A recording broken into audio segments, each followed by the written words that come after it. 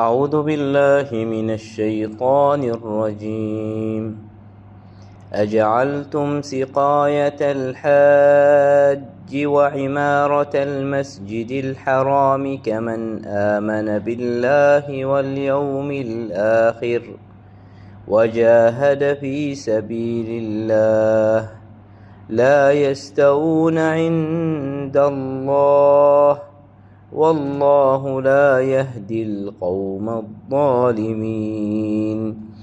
الذين آمنوا وهاجروا وجاهدوا في سبيل الله بأموالهم وأنفسهم أعظم درجة عند الله وأولئك هم الفائزون.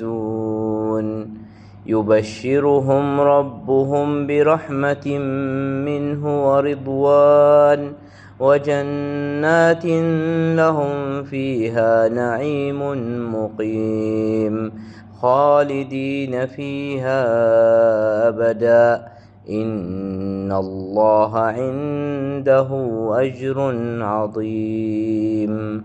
صدق الله العظيم.